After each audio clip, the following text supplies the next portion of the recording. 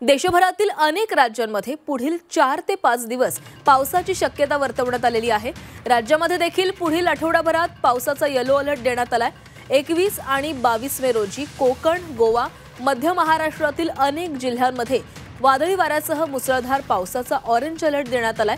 राज्यातील 4 जिल्ह्यांना orange alert तर 29 जिल्ह्यांना ऑरेंज अलर्ट देण्यात आलेला आहे। या अंदाजामुळे केरळ तसंच महाराष्ट्रात देखील मान्सूनचं आगमन होणार असल्याचे संकेत मिळत आहेत।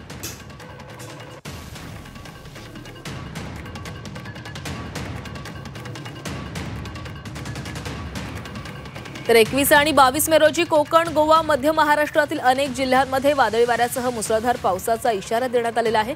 राज्यामधील अनेक जिल्ह्यांना ऑरेंज अलर्ट देण्यात आलेला आहे। तर अवकाळी पावसानं राज्यामध्ये अनेक ठिकाणी हजेरी लावलेली आहे आणि अवकाळी पावसामुळे शेतकऱ्यांचं देखील मोठं नुकसान झालेलं आहे।